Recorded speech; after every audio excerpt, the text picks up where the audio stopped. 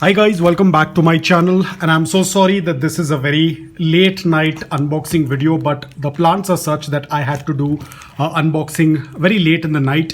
So last night I decided to unbox these plants that I received from none other than BINU Varghese. Now you will understand why I am so skeptical about opening these plants right away. Because these are some very delicate plants that I had purchased from her and I can't keep them open. I will also have to repot these plants today itself. Now ideally it's not recommended to do any kind of repotting during the night time because that's when a lot of these plants tend to rest, but unfortunately I have to go work early morning and I cannot afford to repot them early in the morning. And then I will be back late in the night. That is not when you're supposed to repot them, because as I said, these are very delicate plants and I can't afford to keep them out of the soil for a very long time. Open it tomorrow morning, I can't repot them at that point of time. So I had to take out these plants and show you as well. So here we go. These are the plants. I purchased a set of begonias, 2 sets of begonias, as you can see. Right now itself they are looking a little bit hassled. This is why begonias are known to be quite dramatic plants. So these are the plants, you can see, absolutely beautiful. And I think it's a good thing that I'm unboxing them in the night under this flashlight, because you will be able to see the beautiful color. This is another variety, and this is another variety. You can see that beautiful shine on them. So there are 3 varieties in this. I will do the repotting video and I'll show you, because I will be doing it right now. I do not want to keep them out of the soil for too long because it hasn't rained today and I'm not very sure if it's going to rain tomorrow. And as I said, I can't keep them outside the soil for too long. They will start to wilt. And in this again, I have another set. Okay, the soil has come out, but very well packed. I think the blade got cut through, but you can see. So these are the beautiful plants. Another set of begonia. You can see how absolutely beautiful the leaves are. I'm sure by now you know the Facebook ID of BINU Varghese, but I'll still put the link in the description below. If you want to buy, you can buy it from her. I'll put up the name on the screen. And this is another type of, it's called as begonia, but it's not actually begonia. I'll put up the scientific name on the screen. It tends to grow vertically. It's more like a vining plant. It's also called as begonia. Some people call it begonia, but it has a very different ID. I've put it up on the screen. You can check it out. It's the silver one. You can see how beautiful velvety the leaves are. And this is another type of begonia over here. You can see this. It's an absolutely beautiful one. After I'm done repotting, I will definitely show you the entire set after taking them out. But you can see how beautiful the leaves are. So I was very inclined to buy some begonias from her because I was waiting for the monsoon season. I had purchased from another seller during the summers, but they didn't survive because of the dry environment, because they prefer a good amount of humidity and very loose soil mix. They do not do quite well in compact soil. So I will show you the soil as well in some time, how to prepare the soil mix. They have got a little bit hampered because they came in a postage. They were sent on Friday, and Sunday being a holiday, they were still sitting in the box. So that's why I had to hurry up and take them out from the box. So I will repot them and I will show them. I will just show you the soil mix in some time. So let me clear off all the dirt from here and show it to you. So guys, we have our soil mix ready over here. As I said, we need to have a very loose, porous, well-draining soil mix. So I'm using a very little soil. Then I have some sand over here and I have a good amount of perlite. And then this is coco peat. So we will give it a quick mix. Now this is coco peat along with some old soil, everything, whatever was left over I have used. And then we are going to give it a good mix.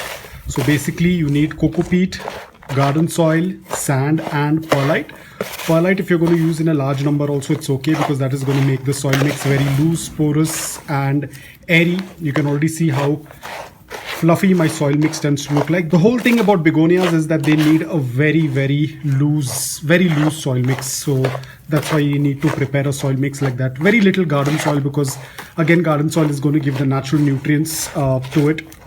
And this mix tends to work out really well. Again, I haven't added any fertilizers because, as I said, whenever I tend to repot a new plant, I don't add fertilizers. At the same time, I do it after some days of repotting it, probably after a month or so. Once the plant is completely adjusted in the new pot, that's when I tend to use the fertilizer. So now you can see our soil mix is ready. It's very gritty, very loose, very porous, and we will plant the first one. So probably this soil mix might be sufficient only for 1 or 2 pots. I'll have to prepare some more soil mix, and it's the same process. So this is just an example that I'll give you of repotting the first begonia. Now I'm using a small pot depending upon how large your begonia is. Now ideally when you're going to purchase begonias online or from the local nurseries as well, you'll find it in a very small size, not a very large size. Large size will be more expensive. Now these don't tend to grow very tall. There are some species of begonias that tend to grow really tall, but these tend to grow more like a bunch. So a small 6-inch pot or 5-inch pot is more than enough. I think this is around 5 to 6 inch of a pot. I've used a green shade cloth in order to protect any of the soil flowing out from the drain hole. So we will fill it halfway through. And you can see by the look of it, the soil is very, very loose. And we will fill it. Now we will just place the roots. I haven't disturbed the root system completely. Just a little bit of loosening, that's more than enough. That's it, because we don't want to disturb the roots too much. And now we will fill up the remaining soil. So I think this soil mix is only enough for 1 pot. I'll have to prepare some more soil mix, but it is going to remain the same soil for all of the varieties that I've purchased today. Very loose, porous. Again, as I said, the fertilizers will be added after a month or so once the plant is completely acclimated and adjusted in the new pot. It is still going to take some time. So now as you can see, we have potted our first begonia. It's the same process for all of them. I'll finish all of them. And what I'm going to do is, because the soil mix is dry, I will moisten the soil mix. I will do the misting mode, and I'm going to show you by the end of the video how I will be misting and where I'm going to be placing this. This is definitely not going to be placed in direct sunlight. Never expose your begonias to direct sunlight. They cannot handle it. They prefer a good intensity of indirect bright light. You can either keep them under the green shade cloth. Some varieties can handle direct sunlight, but majority of the varieties cannot handle direct sunlight. So we have to be extremely careful. So this one, I will be placing it. I will show you the entire process of after potting, what I'm going to be doing. Before that, I have to pot the remaining ones. So give me some time. I will get back to you once everything has been potted. So I'm sure you might have got an idea of what kind of soil they prefer and how to pot them. So that is going to be the same process for the rest of the 5 to 6 begonias that I've purchased. And you can see the soil, very, very loose, very porous. This is the type of soil we need. So let me quickly finish all of the repotting and get back to you. So guys, I have repotted all of them. As you can see, the soil is a little dry. Now, ideally it is said that you're not supposed to water plants during the night, which is correct. Now, not because they tend to sleep. They literally don't sleep, but technically yes, because they don't photosynthesize during the night time. So they kind of rest. And it is advisable not to water because they are not going to be taking up any of the water. But now, because they are just potted, I want to mist them a little bit. So I'm going to be using some rainwater. Also, I had the question when yesterday I had shown you this bottle, how to water it. Yes, you have to be extremely careful. You cannot let larger particles fall in this, because if the larger particles will fall in this, your pipe will get blocked, it will get choked, and your bottle will be of no use. So you have to be extremely careful. Yesterday when I was filling up the rainwater, because I knew that the rainwater is very clean, I had taken up water from the upper surface, which was clean. But a lot of times when I take old water, because a lot of times the water is open, the bucket lid is open, like you can see in this rainwater, there are going to be a lot of particles in this. So I use a piece of cloth in order to filter the rainwater, or a lot of times when it does not rain, I use pond water.